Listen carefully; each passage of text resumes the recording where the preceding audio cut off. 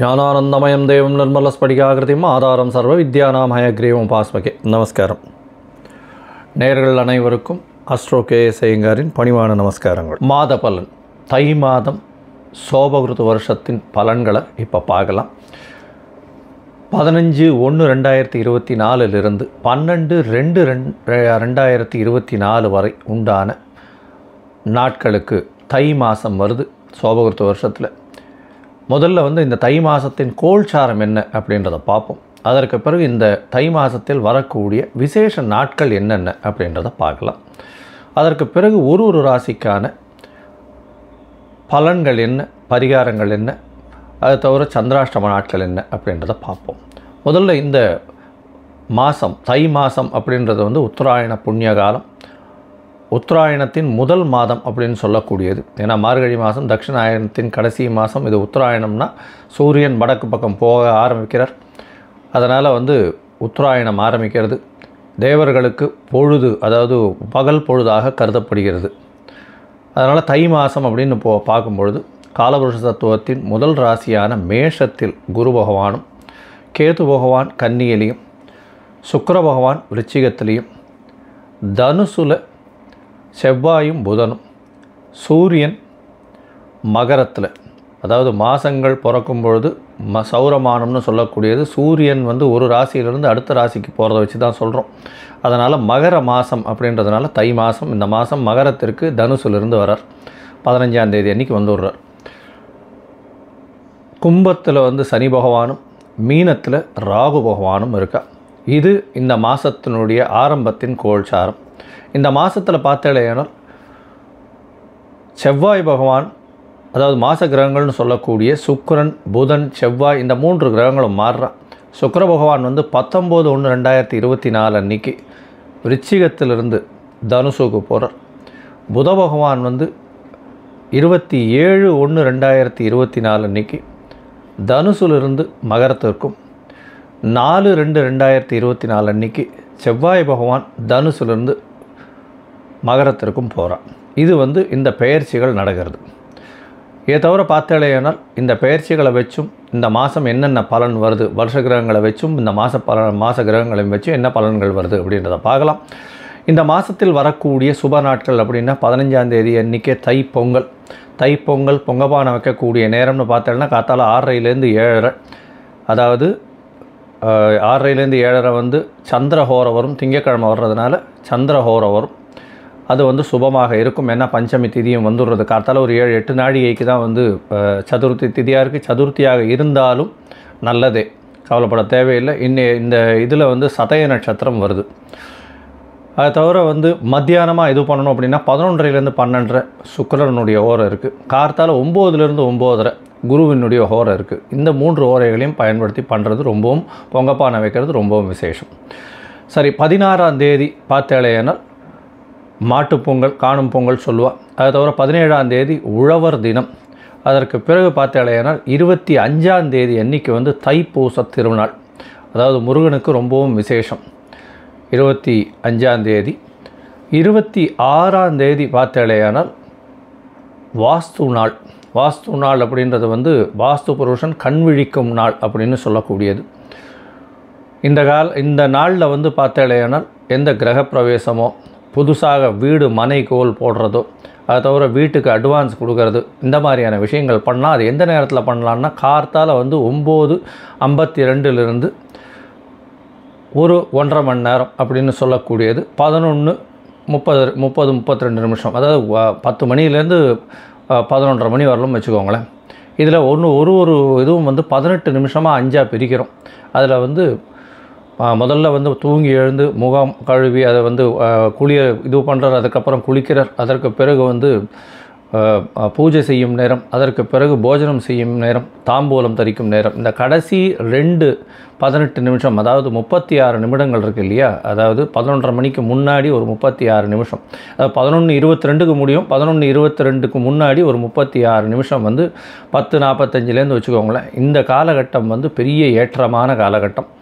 ஏன்னா இந்த காலகட்டத்தில் அவர் போஜனம் செய்கிறதும் அதற்கு பிறகு தாம்பூலம் தரிக்கக்கூடிய நேரமாக இருக்கிறதுனால இந்த நேரத்தில் அந்த இது அடிக்கால் போடுறது, அதை தவிர வந்து வாசக்கால் ஊன்றது, புதுசாக வீடு மனை கட்டுறதுக்கு ஆரம்பிக்கிறது, இது எல்லாம் வந்து பெரிய ஏற்றத்தையும் மாற்றத்தையும் கொடுக்கும். இந்த வாஸ்து நாளில் எந்த வித தோஷமும் கிடையாது. ராகுகாலம், யமகண்டம், குளிகம், நட்சத்திர பேதம் எதுவுமே கிடையாது. அந்த வாஸ்து புருஷன் கண்விழிக்கும் நாளில் வந்து இது எல்லாத்தையும் எடுத்து பண்ணுறது நல்லது. எல்லா ரியல் எஸ்டேட்காராலும் இந்த இடத்துல டயத்தில் பண்ணுவாள். அது தவிர 30ஆம் தேதி அன்றைக்கி பார்த்தேன்னா இந்த இதில் திருவையாறில் வந்து தியாக பிரம்ம உற்சவம் நடக்க ஆரம்பிக்கிறது. 31ஆம் தேதி வந்து தை ஹஸ்தம், கூரத்தாழ்வான் திருநட்சத்திரம் அன்றைக்கி தை ஹஸ்தம், பெரிய ஏற்றம். அன்னியிலேருந்து தான் வந்து எல்லா ராத்திரியும் வந்து நான் பிரபந்தங்கள் சொல்ல ஆரம்பிப்பா திருப்பியும். அதாவது கார்த்திகையிலேருந்து தை ஹஸ்தம் வரலும் வந்து சொல்கிறது கிடையாது, கோவிலில் மட்டும்தான் சொல்கிறது. இந்த தை ஹஸ்தத்துலேருந்து வந்து ஆரம்பிச்சிருவா, ஆற்றுல வந்து பிரபந்தங்கள் சேவிக்கிறதுக்கு ஆரம்பிப்பா. 9/2/2024 அன்றைக்கி தை அமாவாசை. இது வந்து ஒரு பெரிய ஏற்றமான விஷயம். ஏன்னா தை அமாவாசை பித்ருக்களுக்கு கொடுக்க வேண்டிய கர்மாக்களை செய்ய வேண்டியது, பெற்றோர்கள் இல்லாதவர்கள் செய்ய வேண்டிய கர்மா. பொதுவாகவே பார்த்தாலேனா 3 அமாவாசைகள் ரொம்பவும் முக்கியமானது. எல்லா அமாவாசையும் ரொம்பவும் முக்கியம், அதில் 3 அமாவாசைகள் ரொம்பவும் முக்கியம். அதாவது ஆடி அமாவாசை, புரட்டாசி அமாவாசை, தை அமாவாசை, இந்த 3 ரொம்பவும் முக்கியம். இந்த 3ம் வந்து கண்டிப்பாக வந்து பித்ருக்களுக்கு செய்ய வேண்டிய கடன்களை கண்டிப்பாக செய்யணும். யாராவது அதாவது பேரண்ட்ஸ் இல்லாதவங்க இது பண்ணலை அப்படின்னா அவர்களுக்கு வரக்கூடிய சந்ததிகளில் பார்த்தேன்னா 5ஆம் இடம் 9ஆம் இடம்னு சொல்லக்கூடிய அதாவது பூர்வ புண்ணியஸ்தானமும் சரி பாக்கியஸ்தானமும் சரி பாதிக்கப்படக்கூடிய வாய்ப்புகள் மிகவும் அதிகம். அதன் மூலியமாக வீட்டில் வந்து சில பிரச்சனைகள் தேவையில்லாமல் வந்து திருமணம் ஆகாமல் இருக்கிறது, இந்த மாதிரியான பிரச்சனைகள்லாம் கொஞ்சம் திருமணம் ஆகாமல் இருக்கிறது, எர்லியாக வந்து டெத்து வர்றது, தேவையற்ற நிகழ்ச்சிகள்லாம் வந்து அசுபங்கள் கொஞ்சம் அதிகமாக நடக்கக்கூடிய வாய்ப்புகள் நிச்சயம் உண்டு. அதனால் அதை தவிர்க்கிறதுக்கு இதை பண்ணுறது ரொம்பவும் நல்லது. சரி, இந்த மாதத்தில் பார்த்தீங்கன்னா தை மாதத்தில் எல்லாம் ஒரு ராசியாக எப்படி இருக்குது அப்படின்றத பார்க்கலாம். அதற்கு முன்னாடி என்னுடைய மொபைல் நம்பர் கீழே ஸ்க்ராலிங்கில் போயின்ட்டுருக்கு. உங்களுக்கு அஸ்ட்ராலாஜிக்கல் கன்சல்ட் தேவைப்பட்டதுன்னா எனக்கு ஃபோன் பண்ணுங்க.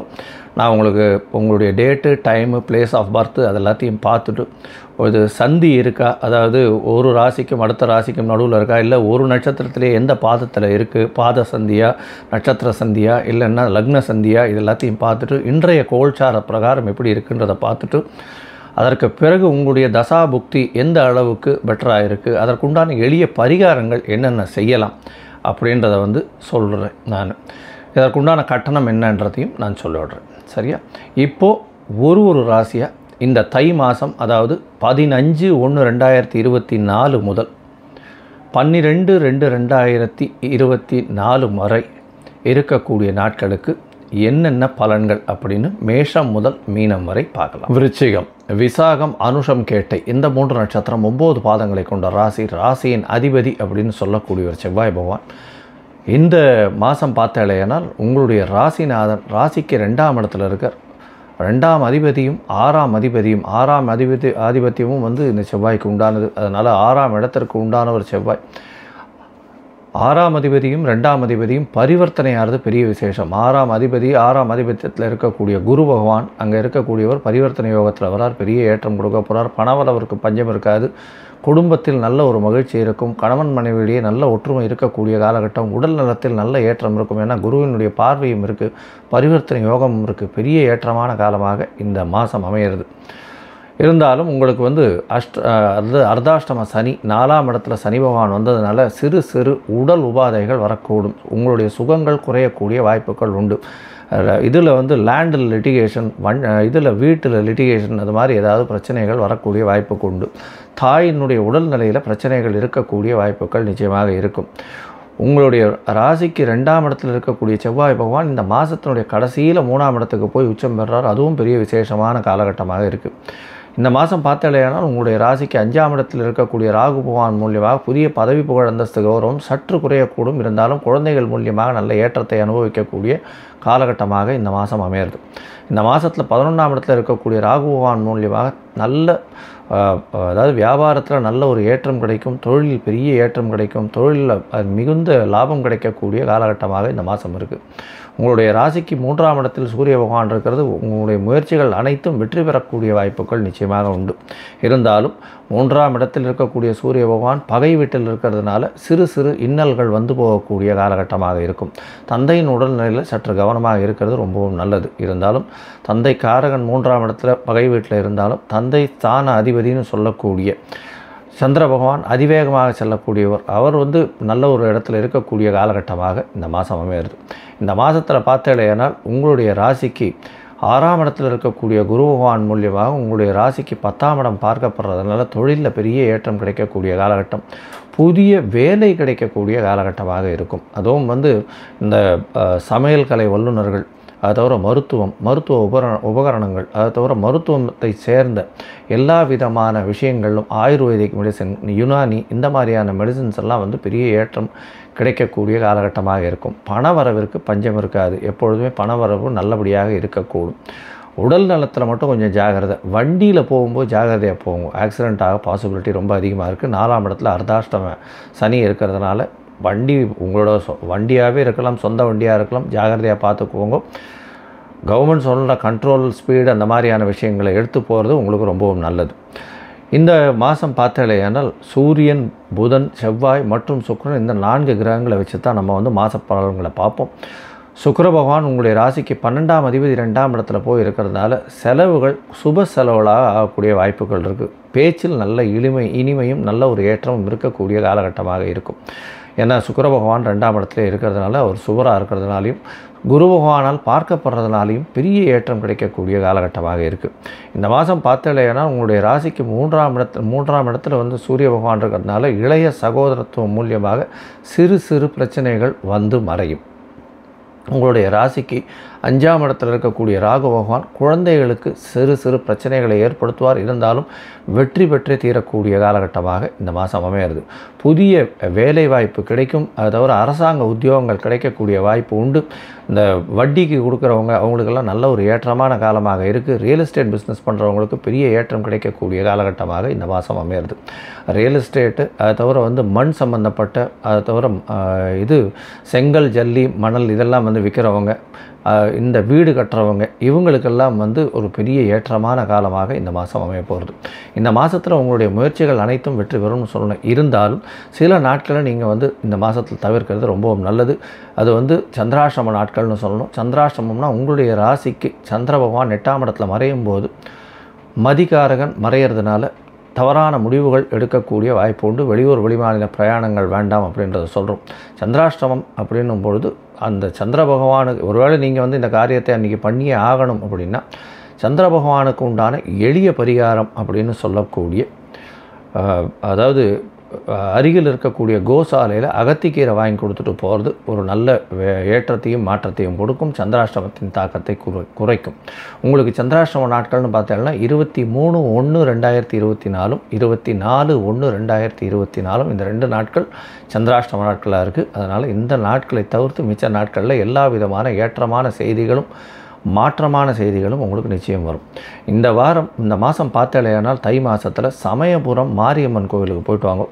நல்ல ஒரு ஏற்றம் கிடைக்கும். ஏன்னா செவ்வாய் பகவானுக்கு உரித்தானது முருகப்பெருமானும் அம்மன் கோவிலும், அதுவும் பெண் தெய்வமாக இந்த விருச்சிக ராசிக்காரர்களுக்கு இருக்கிறதுனால பெண் தெய்வத்தை வணங்குவது பெரிய ஏற்றம்.